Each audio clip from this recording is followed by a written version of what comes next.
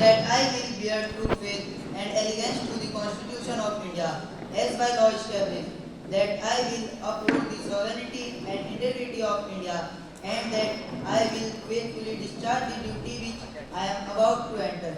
Thank you. Thank you, sir. Now I would like to invite Ms. Aarti Dover. Ma'am, please come forward and kindly take the oath for affirmation.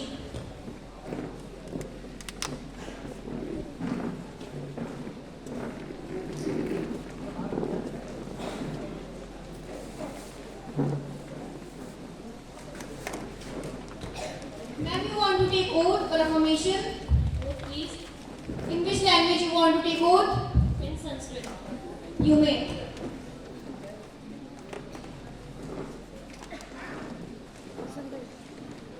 अहम आरती तोमर्यः शिमला निर्वाचन क्षेत्रात् लोकसभायाः सदस्यत्वेन निर्वाचितः अस्मि। ईश्वरस्य नाम्ना शपे यत् अहं विधिना स्थापितं भारतस्य संविधानं प्रति सत्यां श्रद्धां निष्ठां च धारयिष्ये, तथा भारतस्य प्रभुतां अखण्डतां च अक्षुण्णां रक्षयिष्यामि, तथा यत् पदं ग्रहीतुम् अहम् उद्यतः अस्मि तस्य कर्तव्यानि श्रद्धापूर्वकं निर्वक्ष्यामि। धन्यवादः। Thank you, ma'am.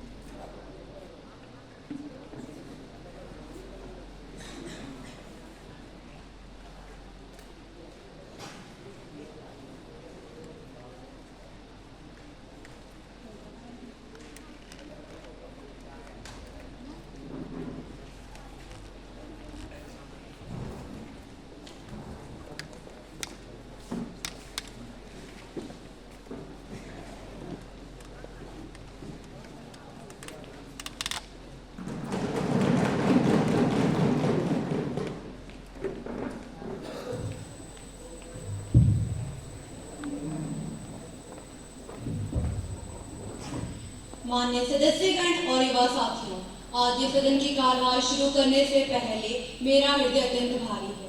कश्मीर के स्वर्ग कहे जाने वाले पहलगाम में हाल ही में हुए कारतापूर्ण आतंकी हमले ने पूरे देश को झकझोर कर रख दिया है।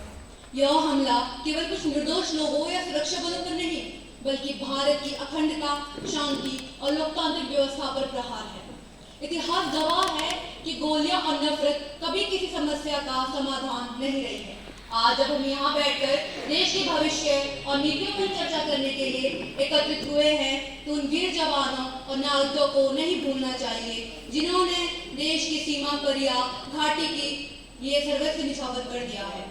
एक युवा प्रतिनिधि के नाते हमारा दायित्व है कि हम इस हिंसा की कड़े शब्दों में निंदा करें, उन परिवारों के प्रति अपनी गहरी संवेदना व्यक्त करें जिन्होंने अपने चिराग खोए हैं।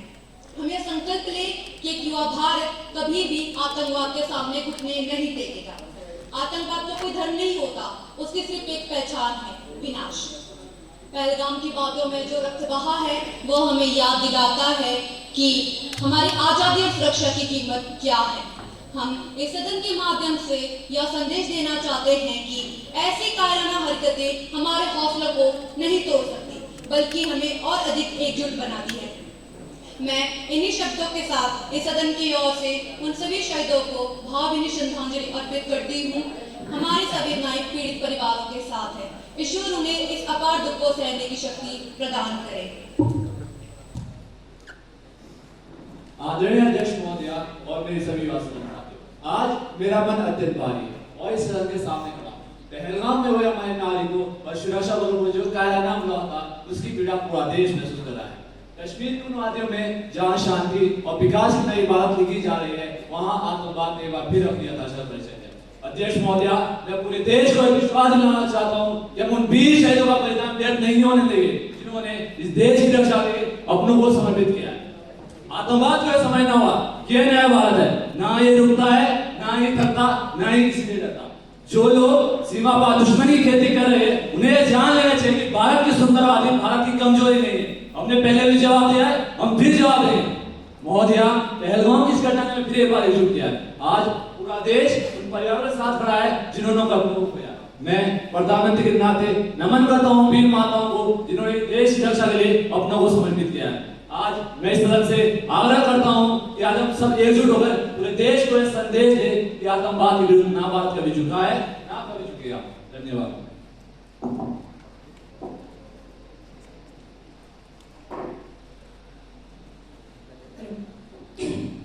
आदरणीय अध्यक्ष महोदय, आज इस सदन का माहौल अत्यंत गंभीर है।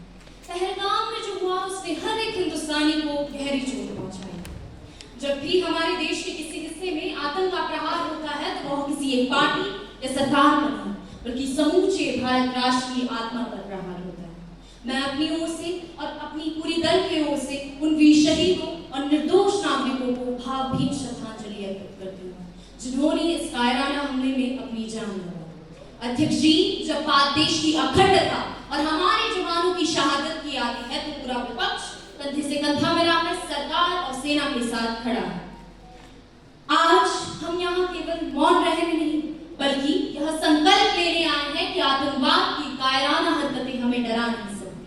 भारत की एकता को खंडित करने का कोई भी प्रयास सफल नहीं होगा।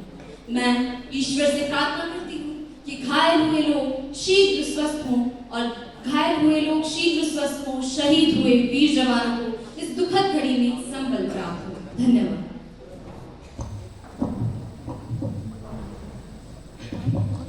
अब मैं सभी मान्य सदस्यों से अनुरोध करती हूँ कि वे अपने स्थान पर खड़े होकर उन दिवंगतों की आत्मा की शांति के लिए कुछ क्षणों का मौन धारण करें।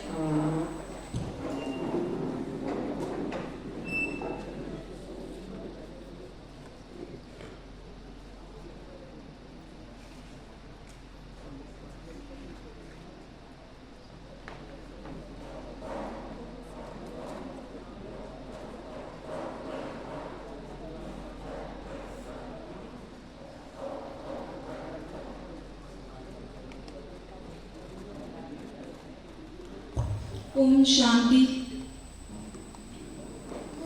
महासचिव महोदया शोक संतप्त परिवारों को संवेदना संदेश भेजेंगी। Yes ma'am. अब प्रधानमंत्री नए मंत्रियों का परिचय सदन से कराएं। धन्यवाद अध्यक्ष महोदय। मैं आपके माध्यम से नए मंत्रिमंडल का सदन से परिचय कराना चाहता हूँ। श्रीमान देवराज, उद्योग मंत्री, श्रीमान लोकेश पांडे, पर्यटन मंत्री,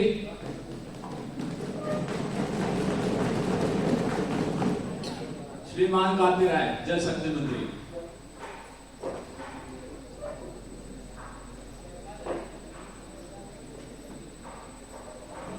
धन्यवाद। माननीय सदस्यगण, आज हमारे इस सदन के लिए बहुत ही गर्व और हर्ष का विषय है। आज हमारे सबसे पुराने और भरोसेमंद मित्र देश रूस का एक उच्च स्तरीय प्रतिनिधिमंडल हमारे बीच उपस्थित है। मैं सदन की ओर से प्रतिनिधिमंडल के प्रमुख माननीय मिखाइल सोकोलोव और उनके साथ आए विशिष्ट सदस्य दिमित्री पेट्रोव, एलेक्जेंड्रा इवानोवा और एलेना कुद्नेत्सोवा का हार्दिक अभिनंदन और स्वागत करती हूँ। महासचिव महोदया शपथ ग्रहण। महासचिव महोदया राज्यसभा से प्राप्त संदेश को पढ़ेंगी। Okay, ma'am. Honorable Speaker, ma'am, I have to inform this House about a message received from the Secretary General of Rajya Sabha. The message as follows. The Honorable Speaker of Lok Sabha is informed that Rajya Sabha, in their sitting yesterday, considered the Environmental Protection Bill 2026 and had passed it without any amendment. Honorable Speaker, in addition to this House, Rajya Sabha has also accepted Social Media Welfare and Security Bill for discussion and awaiting this message from this House. I lay copies of these messages on the table of the House. Thank you. अब प्रश्नकाल आरंभ होता है। प्रश्न संख्या 701। आदरणीय अध्यक्ष महोदय, मेरा प्रश्न माननीय मंत्री जी से जनजातीय समुदाय के स्वास्थ्य और भविष्य से लेकर है। अध्यक्ष महोदय, सरकार ने सिकल सेल एनीमिया को 2047 तक खत्म करने का लक्ष्य रखा है, जो जनजातीय इलाकों में एक बहुत बड़ी स्वास्थ्य समस्या बन गई है।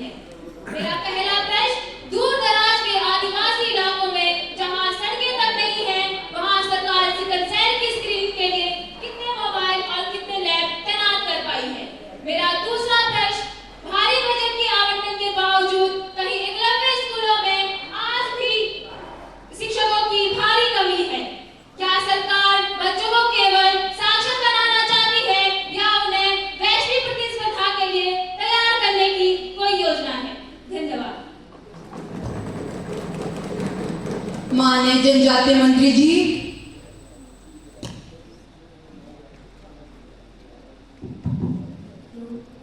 आदरणीय अध्यक्ष महोदय, माननीय सदस्य ने चिंता तो व्यक्त की है, पर जमीनी सच्चाई शायद देखी नहीं है। प्रधानमंत्री जी के नेतृत्व में सरकार ने 2047 तक सिकल सेल एनीमिया को खत्म करने का संकल्प लिया है। 7 करोड़ से अधिक जनजातीय नागरिकों की स्क्रीनिंग और गांव-गांव तक मोबाइल हेल्थ यूनिट इसकी गवाही दे रहे हैं।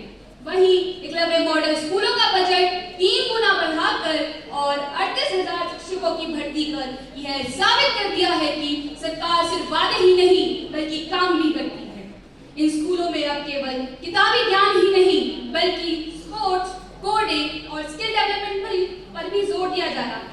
अध्यक्ष महोदय, अंतर साफ है, कुछ लोग केवल सवाल उठाते हैं और सरकार इसका समाधान देती है। हमने दूर से हालात पर सवाल उठाते हैं, जो दूर से हालात पर सवाल उठाते हैं वो जमीन पर बदलते हालात नहीं देख पाते हैं। हमने वादों को हकीकत में ढाला है, तभी तो हर गांव तक विकास पहुंचाया है। धन्यवाद। प्रश्न संख्या 702। माननीय अध्यक्ष महोदय, मैं वित्त मंत्री जी से प्रश्न पूछना चाहता हूँ कि जब हमारी देश की आम जनता ही महंगाई और बेरोजगारी से जूझ रही है, तो सरकार अपना सारा ध्यान ईज ऑफ डूइंग बिजनेस और बड़े उद्योगपतियों को टैक्स छूट क्यों दे रही है? क्या मिडिल क्लास को केवल टैक्स भरने के लिए रखा गया है? बजट में क्या आम आदमी की जेब के लिए कोई ठोस कदम उठाए गए हैं? धन्यवाद अध्यक्ष महोदय। माननीय वित्त मंत्री जी। माननीय अध्यक्ष महोदय, मैं अपने साथी सदस्यों के माध्यम से सदन को स्पष्ट कराना चाहता हूँ कि हमारी सरकार आम जन के सशक्तिकरण के लिए है। विपक्ष कहता है कि आम जनता महंगाई और बेरोजगारी से जूझ रही है और उन्हें शायद पूरी जानकारी नहीं। हमारी सरकार ने कैपेक्स और रोजगार नीति के तहत भारत में महंगाई और बेरोजगारी पर नियंत्रण रखा है।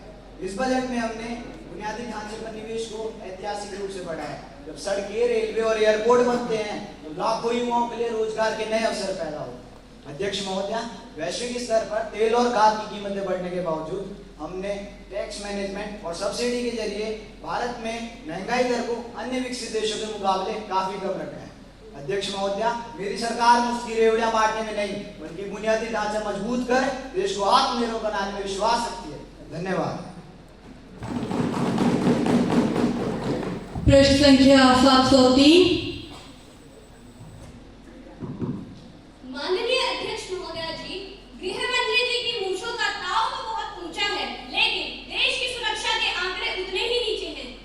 अध्यक्ष महोदय, मैं गृह मंत्री जी से एक सवाल पूछना चाहती हूँ। सरकार ने बड़े शोर शराबे के साथ बीएनएस लागू की, ये कहकर कि गुलामी की मानसिकता को खत्म कर रहे हैं, लेकिन महोदय सच्चाई तो ये है कि नए कानूनों के तहत पुलिस को 90 दिनों की रिमांड का अधिकार देकर गृह मंत्री जी ने देश को पुलिस स्टेट बनाकर रख दिया है। माननीय महोदय, जब क्राइम रेट में कहीं कमी नहीं आ रही, जेलों में 70% कैदी अंडर ट्रायल हैं, तो गृह मंत्रालय जेल सुधार के बजाय नागरिकों की डिजिटल जासूसी और डेटा सर्विलांस पर 5,000 करोड़ से ज्यादा क्यों खर्च कर रहा है? माननीय अध्यक्ष महोदय, मैं मंत्री जी को ये स्मरण करवा दूं कि गृह मंत्री जी देश की मजबूत दीवार की तरह काम करते हैं, लेकिन मुझे तो ये लगता है कि हमारे मंत्री जी अपने घर की दीवार को मजबूत करें उनकी सेफ्टी सिक्योरिटी के लिए। धन्यवाद। माननीय गृह मंत्री जी। माननीय अध्यक्ष जी, मेरे विद्वान मित्र ने अपनी बात बड़े ही नाटकीय ढंग से रखी, लेकिन अफसोस कि उनके शब्दों में तथ्यों की भारी कमी है। सबसे पहले तो मैं यह स्पष्ट करना चाहूंगा कि 90 दिनों की रिमांड का प्रावधान साधारण चोर या जेब कतरे के लिए नहीं है। ये विशेष प्रावधान उन अपराधियों, आतंकवादियों और देश विरोधी ताकतों के लिए है। डिजिटल युग में साक्ष्यों को मिटाने में माहिर है। क्या विपक्ष चाहता है कि हम एक आतंकी को सिर्फ इसलिए छोड़ दें क्योंकि 15 दिनों में उसकी डिजिटल डिकोडिंग पूरी नहीं हुई? अध्यक्ष जी, जेल सुधारों पर हमने रिकॉर्ड 15,000 करोड़ रुपए खर्च किए हैं और ई प्रिजन के जरिए 95% से अधिक अदालती कार्यवाही वीडियो कॉन्फ्रेंसिंग से हो रही है। हम एक ऐसा भारत बना रहे हैं जहां अपराधी डरेगा और आम नागरिक चैन की नींद सोएगा। और रही बात मूंछों की, तो मेरे विपक्षी दल को मेरे उत्तर से सहमति हो ही गई होगी कि जितने बड़े हमारे मूंछों के ताव है, उतनी बड़ी हमारी नीतियां और कार्य करने के ढंग है। धन्यवाद। मंत्री जी, अगर आपकी सरकार आज इतने अच्छे काम कर रही होती तो यहाँ विपक्षी दल की भी कोई जरूरत नहीं होती, ना ही कोई सवाल उठते।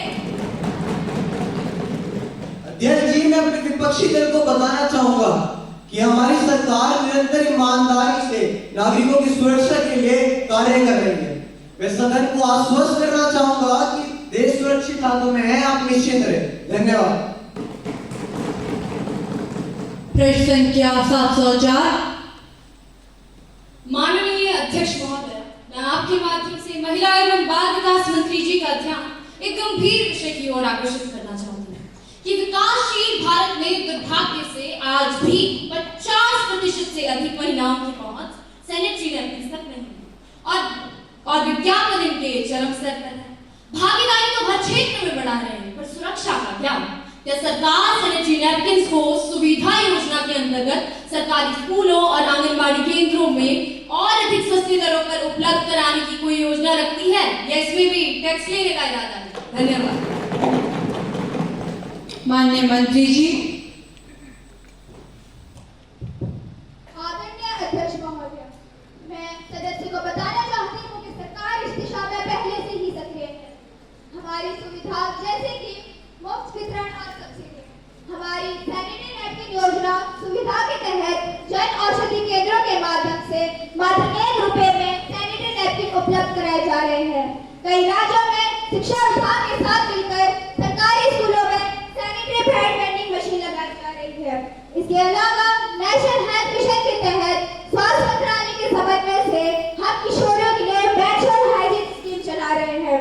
इसके अंतर्गत ग्रामीण क्षेत्रों की महिलाओं व लड़कियों के लिए आशा कार्यकर्ताओं के माध्यम से सब्सिडी वाले पैड के पैकेट उपलब्ध कराए जा रहे हैं।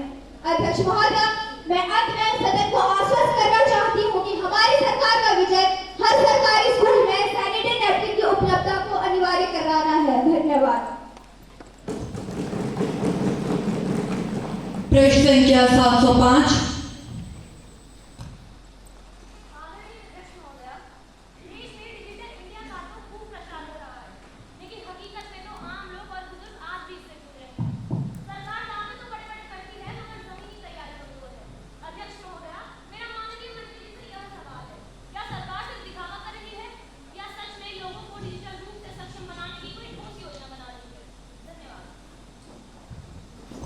माननीय मंत्री जी।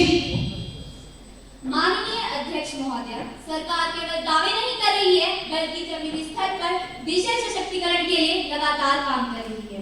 डिजिटल साक्षरता अभियान, जनसेवा केंद्रों और विभिन्न प्रशिक्षण कार्यक्रमों के माध्यम से आम जनता विशेषकर बुजुर्गों को भी डिजिटल सेवाओं से जोड़ा जा रहा है। अध्यक्ष महोदय, चुनौतियां हैं लेकिन सरकार उन्हें स्वीकार करते हुए तेजी से समाधान की ओर बढ़ रही है ताकि डिजिटल इंडिया सिर्फ नारा नहीं बल्कि हर नागरिक की वास्तविकता बने। धन्यवाद। पूरक प्रश्न। धन्यवाद अध्यक्ष महोदय। माननीय अध्यक्ष महोदय, जब सरकार कहती है कि डिजिटल साक्षरता बड़ी तेजी से आगे बढ़ रही है, तो क्या कारण है कि आज भी गांव और बुजुर्गों को हर छोटी सेवा के लिए दूसरे पर निर्भर रहना पड़ता है? क्या डिजिटल इंडिया सिर्फ कागजों और विज्ञापनों तक सीमित है या वास्तव में जमीनी हकीकत सुधारने के लिए कोई ठोस कदम उठाए जा रहे हैं? धन्यवाद। माननीय अध्यक्ष महोदय, यह कहना उचित नहीं होगा कि डिजिटल इंडिया केवल कागजों तक सीमित है। सरकार गांव-गांव तक डिजिटल सेवाएं पहुंचाने के लिए डिजिटल साक्षरता अभियान, जन सेवा केंद्रों और विभिन्न प्रशिक्षण कार्यक्रम चला रही है। हाँ, चुनौतियां अवश्य है लेकिन ग्रामीण और बुजुर्ग लोगों में, लेकिन सरकार इन्हें स्वीकार करते हुए तेजी से आगे बढ़ रही है ताकि हर नागरिक आत्मनिर्भर बन सके, न कि दूसरों पर निर्भर। धन्यवाद। प्रश्न संख्या 706। आदरणीय अध्यक्ष महोदय, मेरा प्रश्न माननीय आपदा प्रबंधन मंत्री जी से। अध्यक्ष महोदय, मैं उस वीर भूमि गढ़वाल से आती हूँ जहाँ की मिट्टी में शौर्य है, लेकिन जहाँ के पहाड़ अशोर है। हमने 2013 में केदारनाथ की त्रासदी देखी, चमोली में ऋषिगंगा का रुद्र रूप देखा और आज हम जोशीमठ की तरकती दीवारें और धंसती जमीनों को अपनी आंखों से देख रहे हैं।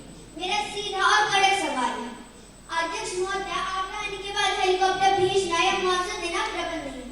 क्या सरकार के पास गढ़वाल की इको सेंसिटिव इलाकों के लिए कोई अर्ली वार्निंग सिस्टम है जो बादल फटने या ग्लेशियर टूटने से 15 मिनट पहले गांव वालों को आगाह कर सके? धन्यवाद। माननीय आपदा प्रबंधक मंत्री जी। आदरणीय अध्यक्ष महोदया, माननीय सदस्य ने गढ़वाल की भूमि का जो दर्द साझा किया है, सरकार उसे पूरी संवेदनशीलता से समझती है। हिमालय केवल एक पहाड़ नहीं, भारत का प्रहरी है और उसकी सुरक्षा करना हमारी सर्वोच्च प्राथमिकता है। महोदया, सरकार ने उत्तराखंड में रॉकेट रडार का नेटवर्क बिछाना शुरू कर दिया है। मुक्तेश्वर और सुरकंडा देवी में ये सक्रिय है, जो भारी बारिश की सटीक जानकारी देते हैं। साथ ही हम इसरो के माध्यम से ग्लेशियरों की रियल टाइम मॉनिटरिंग भी कर रहे हैं। दूसरा, जोशीमठ की घटना के बाद हमने स्पष्ट निर्देश दिए हैं कि हिमालय क्षेत्रों में निर्माण से पूर्व जियोलॉजिकल सर्वे करना अनिवार्य होगा। हम विकास चाहते हैं, लेकिन पर्यावरण की कीमत पर नहीं। अध्यक्ष महोदया, मैं गढ़वाल के लोगों को विश्वास दिलाना चाहती हूँ कि केंद्र और राज्य सरकार मिलकर हिमालय की पारिस्थिति और वहाँ के निवासियों की सुरक्षा के लिए वचनबद्ध है। धन्यवाद। प्रश्न संख्या 707। Madam Speaker, while we sit comfortably discussing about climate change, the reality outside is worsening every day. The government claims to ban single-use plastic, yet it is still openly used everywhere. Is this a good policy or just a takeover? At the same time, thousands of trees are being cut in the name of development. The coconut plantation are shown as compensation. Can a small sapling really replace a fully grown tree? Thank you. माननीय पर्यावरण मंत्री जी। माननीय अध्यक्ष महोदय, माननीय सदस्य की चिंता बिल्कुल जायज है, लेकिन हमने सिंगल यूज प्लास्टिक पर पूरे देश भर में प्रतिबंध लगा दिया है और साथ ही बड़े उद्योगों पर ईपीआर के तहत जवाबदेही तय की गई है। महोदया, जहां तक विकास और पेड़ों की बात है, तो सरकार ने कटे हुए पेड़ों के बदले कई गुना वृक्षारोपण और अफॉरेस्टेशन को अनिवार्य किया है और साथ ही परियोजनाओं के लिए कड़े इन्वायरमेंटल क्लियरेंस के लिए भी मानक लागू हैं। महोदया, हम विकास और पर्यावरण विरोधी नहीं है, बल्कि हमारा लक्ष्य संतुलित और सतत विकास है। मैं सदन को आश्वस्त करता हूं कि यह सरकार ना ही तो पर्यावरण से समझौता करेगी और ना ही विकास को रोकेगी, बल्कि यह दोनों को साथ लेकर चलेगी। धन्यवाद। प्रश्न संख्या 708।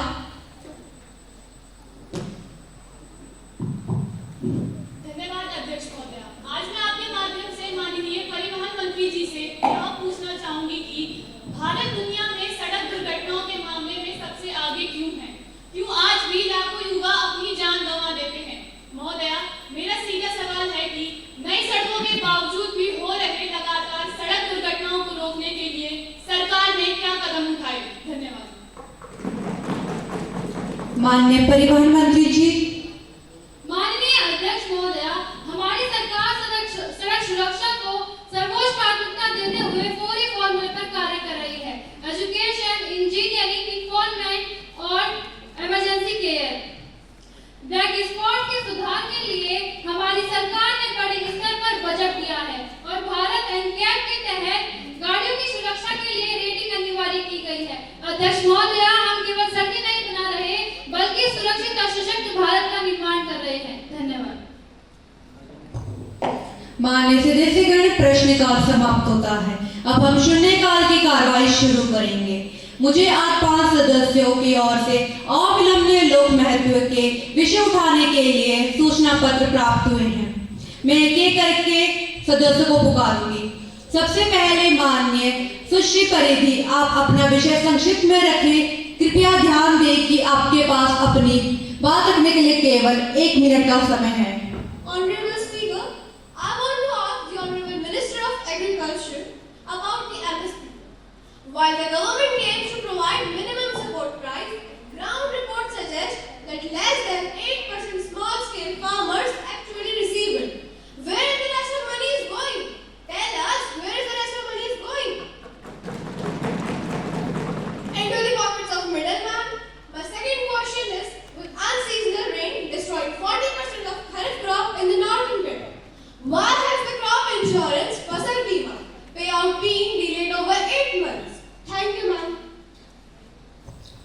Honorable Agriculture Minister. Respected Speaker, Madam, we have not just increased MSP, we have ensured record procurement. Madam, money now goes into the bank accounts of farmers, not into the pocket of middlemen. Secondly, Speaker, Madam, the use of technology, details verification, and coordination with state agencies is essential to prevent false claims and ensure rightful compensation. Madam Speaker, while the process may some time, there are crucial to safeguard farmers' interests. Thank you, Madam. माननीय तपस्या, आप अपना विषय संक्षिप्त में रखें। माननीय अध्यक्ष महोदय, मैं शून्यकाल के माध्यम से इस सदन और सरकार का ध्यान देश के करोड़ों युवाओं के भविष्य के साथ हो रहे खिलवाड़ की ओर खींचना चाहती हूँ। महोदय, चाहे केंद्र की परीक्षा हो या राज्यों की, पेपर लीक एक लाइलाज बीमारी बन चुकी है। एक गरीब छात्र सालों तक पसीना बहाकर तैयारी करता है। माँ बाप अपनी जमा पूंजी लगा देते हैं, लेकिन परीक्षा से एक रात पहले पेपर ग्रहण से पर बिक रहा होता है। यह केवल सिस्टम की विफलता नहीं, बल्कि युवा पीढ़ी के भरोसे की हत्या है। मेरे सरकार से सीधा प्रश्न है, इस शिक्षा माफियाओं पर सख्त कार्रवाई कब होगी? धन्यवाद। माननीय मंत्री जी, क्या आप इस विषय पर जवाब देना चाहेंगे? जी अध्यक्ष महोदया, मैं इस सदन को सरकार के द्वारा उठाए गए कदमों से परिचित कराना चाहता हूँ। पहला, सख्त कानून। सरकार ने हाल ही में पब्लिक एग्जामिनेशन एक्ट लागू किया है। इसके तहत पेपर लीक करने वालों को 10 साल तक की जेल और 1 करोड़ रुपए तक के जुर्माने का प्रावधान किया है। दूसरा, जीरो टॉलरेंस। हम किसी भी अपराधी को बख्शने वाले नहीं हैं। जांच एजेंसियां गहराई से काम कर रही है और कई बड़े नेटवर्क ध्वस्त किए गए हैं। महोदया, हम युवाओं की मेहनत को व्यर्थ नहीं होने देंगे। परीक्षा प्रणाली को पूरी तरह सुरक्षित और लीक प्रूफ बनाना हमारे सरकार की प्राथमिकता है। धन्यवाद। सुश्री अनुकृति, आप अपना विषय संक्षिप्त में रखें। माननीय अध्यक्ष महोदय, मैं खेल मंत्री जी से पूछना चाहूंगी कि पदक जीतने के बाद तो सभी मंत्री वाह ही करते हैं, लेकिन क्या सरकार इस देश का गौरव बढ़ाने वाले इन्हीं खिलाड़ियों के रिटायरमेंट के बाद उनकी आजीविका के लिए सोच विचार पर चर्चा करती भी है या नहीं? धन्यवाद। माननीय मंत्री जी, क्या आप इस विषय पर जवाब देना चाहेंगे? जी अध्यक्ष महोदय, आदरणीय अध्यक्ष महोदय, मैं ये कहना चाहूंगा कि खिलाड़ी इस देश की बहुमूल्य संपत्ति है और हमने उनकी सामाजिक सुरक्षा के लिए कुछ ऐतिहासिक निर्णय लिए हैं। जैसे अंतर्राष्ट्रीय पदक विजेताओं के लिए आजीवन पेंशन की व्यवस्था की गई है। केंद्र सरकार की नौकरियों में खिलाड़ियों के लिए विशेष कोटा सुनिश्चित किया गया है और हम ये चाहते हैं कि हमारे देश के अनुभवी खिलाड़ी हमारी आने वाली पीढ़ी को तैयार करें, इसलिए उन्हें प्रशिक्षण संस्थानों में कोच की प्राथमिकता दी जा रही है। धन्यवाद। सुश्री काव्या, आप अपना विषय संक्षिप्त में रखें। माननीय अध्यक्ष महोदय, मैं आज सदन का ध्यान एक ऐसे अदृश्य दुश्मन की ओर खींचना चाहती हूँ जो हमारे घरों के भीतर घुस चुका है। मैं बात कर रही हूँ डीफेक तकनीक के खतरनाक दुरुपयोग की। अध्यक्ष जी, आज एआई का इस्तेमाल करके किसी भी राजनीतिक की बात बदल के दंगे भड़काने वाले भाषण लिखवाए जा रहे हैं। जहाँ कल तक हम कहा करते थे जो देखोगे वही सच होगा, लेकिन आज तकनीक के देखने और सुनने का ऐसे भरोसा उठा दिया है। मेरे सीधे सवाल आईटी मंत्री से है।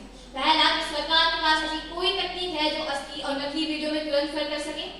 दूसरा, जब डिजिटल रिपोर्ट होती है तो पुलिस को खुद नहीं पता होता कि डीप फेक की रिपोर्ट कैसे लिखी जाए। क्या सरकार ने उन्हें इसके लिए ट्रेन किया है या नहीं?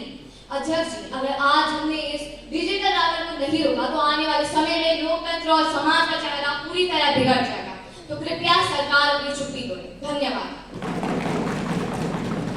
माननीय मंत्री जी, क्या आप अपना वक्तव्य रखना चाहेंगे? जी महोदय। माननीय अध्यक्ष महोदय, मेरे विपक्ष के साथी ने एक बहुत ही समसामयिक मुद्दा उठाया है। मैं उन्हें बताना चाहती हूँ कि हमारी सरकार डिजिटल इंडिया के साथ साथ सुरक्षित इंडिया के लिए भी उतनी ही प्रतिबद्ध है। अध्यक्ष जी, हम तकनीक के खिलाफ नहीं हैं, लेकिन तकनीक के आतंक के खिलाफ जरूर है।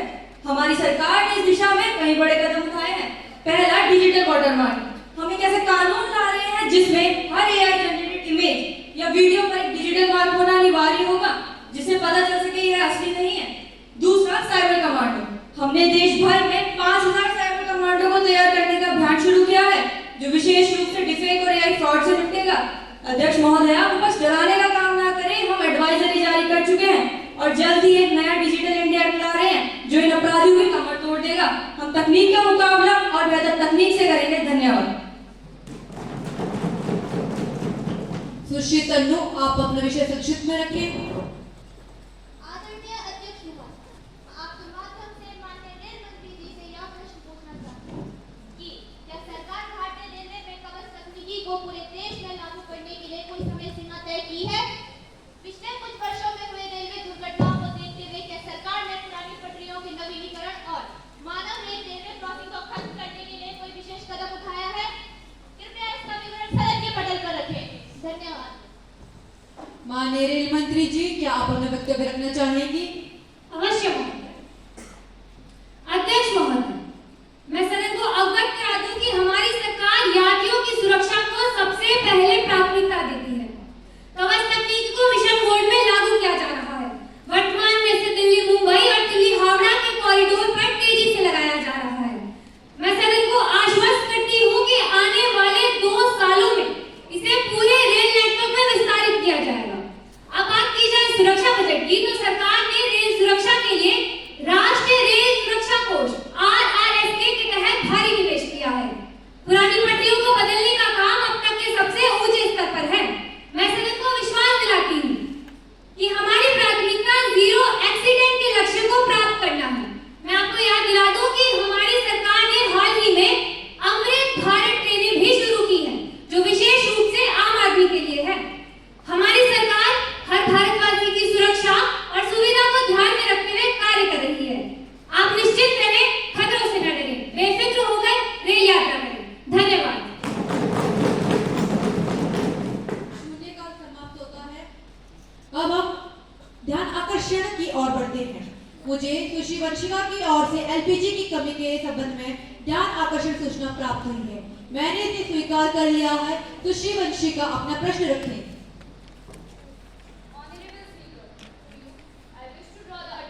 Of the Minister of Petroleum and Natural Gas towards the alarming shortage of LPG being around the country at a time when millions of households depend on LPG for their daily needs. Delay in cylinder delivery are causing serious hardship to the common people. I would like to ask the Honorable Minister, what are the exact reasons behind this nationwide shortage? And when will the government ensure normal and uninterrupted supply of LPG to all citizens? Is this merely a temporary disruption, or does it reflect a deeper failure in planning and distribution? Thank you. माननीय मंत्री जी, क्या आप इस विषय पर अपना वक्तव्य रखना चाहेंगी? Yes, ma'am, I will. Honorable Speaker, Madam, I would like to clarify that the situation is not a nationwide shortage, but a temporary disruption in certain regions. The main reasons are as: first, sudden increase in demand, especially in peak periods. Second, logistical and transportation challenges in supply chain. And the third is refilling and distribution delays at local levels. Madam Speaker, as far as restoration is concerned, the government has already taken the corrective measures by increasing supply, improving distribution, and closely monitoring the situation. Normal and uninterrupted supply is being restored on priority and is expected to stabilize in coming weeks. Honorable Madam, I assure the House that ensuring timely LPG availability to every household will remain the government's top priority. And there is no failure of intent. It's only a temporary challenge which is being resolved swiftly. Thank you. अब मैं श्रीमान लवीश को आमंत्रित करती हूँ कि वे अपना प्रस्ताव सदन के सम्मुख रखें और माननीय मंत्री जी का ध्यान आकृष्ट करें। Honorable Speaker, Madam, while the government promotes digital evaluation as efficient and error-free, concerns still remain regarding incorrect assessment and lack of accountability. Madam, my question is that could the government clarify what solid safeguards are taken to ensure that the students are not disadvantaged by error in the system? Thank you, Madam Speaker. माननीय मंत्री जी, क्या आप इस विषय पर अपना वक्तव्य रखना चाहेंगे? Yes, ma'am, I will. Honorable Speaker, ma'am, I appreciate the concern raised by Honorable Member. To maintain accuracy, a multi-day evaluation process has been implemented, including double checking of answer scripts and random moderation by senior examiner. Further, transparency is strengthened by allowing students access to their evaluating answer sheets, and grievance mechanism is also in place. Additionally, evaluators are trained by standardized and digital platform to ensure accountability. Thank you, ma'am. इस विषय पर पर्याप्त चर्चा हो चुकी है। अब हम अगले कार्य सूची के विधायक कार्य की ओर बढ़ते हैं। माननीय मंत्री जी, आप विधेयक को सदन में पेश करेंगे।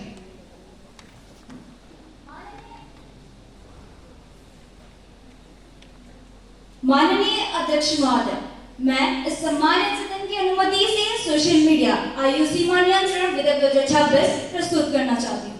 अध्यक्ष महोदय, आज हम एक ऐसी चुनौती पर चर्चा कर रहे हैं जो हमारे देश की सबसे बड़ी संपत्ति हमारे बच्चों के मानसिक स्वास्थ्य और भविष्य से जुड़ी है। आज 16 साल से कम उम्र का हर दूसरा बच्चा दिन के 4 से 6 घंटे स्मार्टफोन की स्क्रीन पर बिता रहा है। क्या हमने कभी सोचा कि वो वहाँ क्या देख रहे हैं? महोदय, सोशल मीडिया के एल्गोरिदम इस तरह बनाए गए हैं कि कच्ची उम्र के बच्चों को अंतहीन दलदल में खींच लेते हैं। महोदय, लाइक और फॉलोअर्स की संख्या अब बच्चों की योग्यता का पैमाना बन गई है। अगर किसी फोटो पर लाइक कम आए तो बच्चा अवसाद में चला जाता है। अध्यक्ष जी, यह विधेयक केवल एक प्रतिबंध नहीं बल्कि एक सुरक्षा कवच है। हम यहाँ अनिवार्य करना चाहते हैं कि 16 वर्ष से कम आयु का कोई भी बालक या बालिका बिना बड़ी डिजिटल वेरिफिकेशन के इन ऐप्स पर अकाउंट न बना सके। हमारी सरकार का मानना है कि बचपन मैदानों में बीतने के लिए है, ना कि इस फिल्टर वाली नकली दुनिया में। मैं इस सदन से इस क्रांतिकारी कदम का समर्थन करने के लिए आह्वान करती हूँ। धन्यवाद।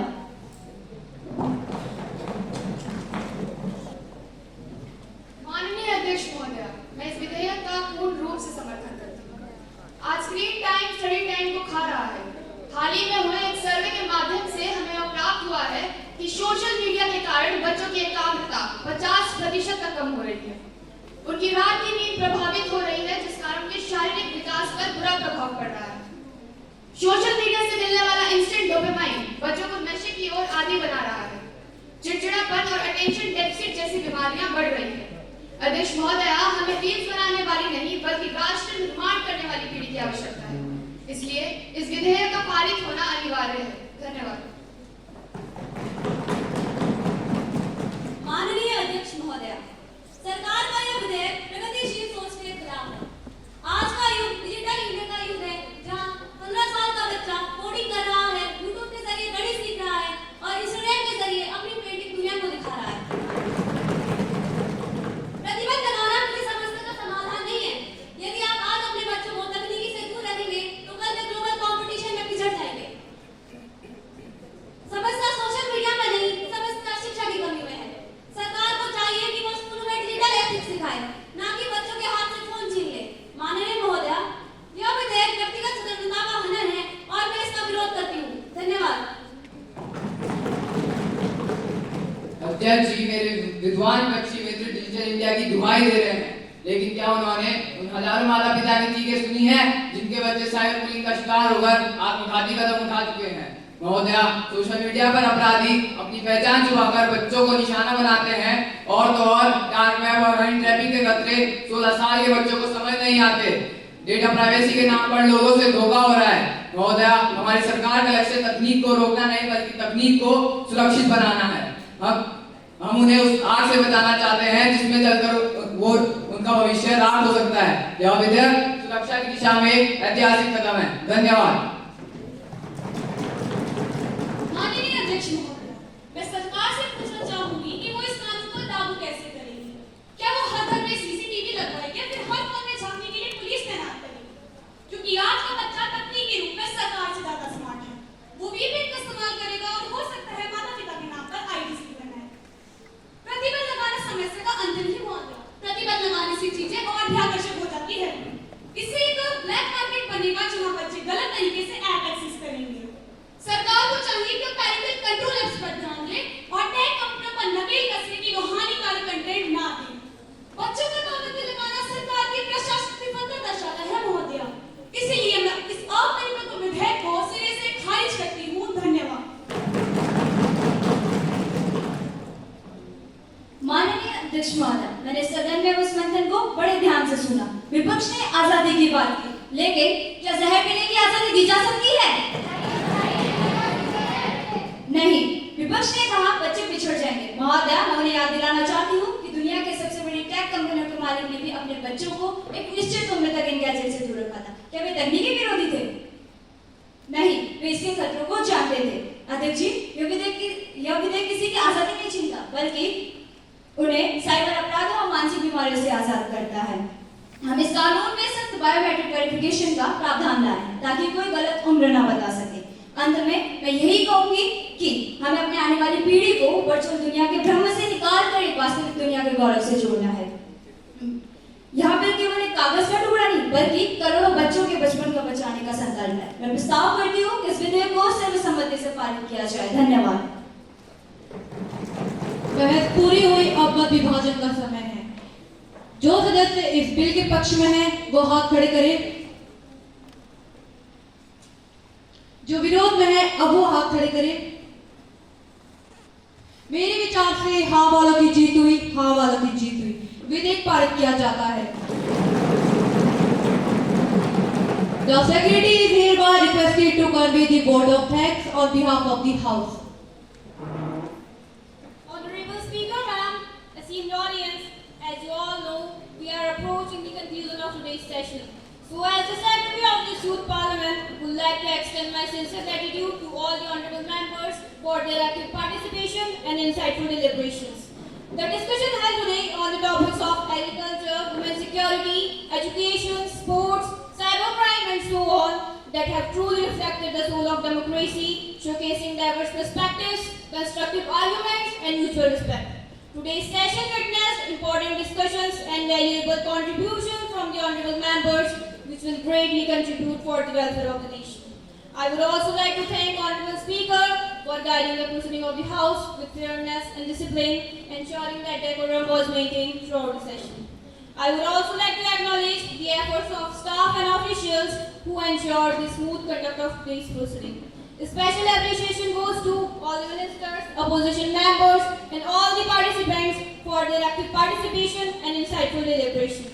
At last, I sincerely thank all the honorable members who contribute meaningfully in this session. With the permission of Chair Ma'am, I hereby declare that the proceeding of today's House have come to the end. Thank you all. आज की कार्यसूची समाप्त हुई। अब सदन की अगली कार्रवाई अनिश्चित काल के लिए स्थगित की जाती है।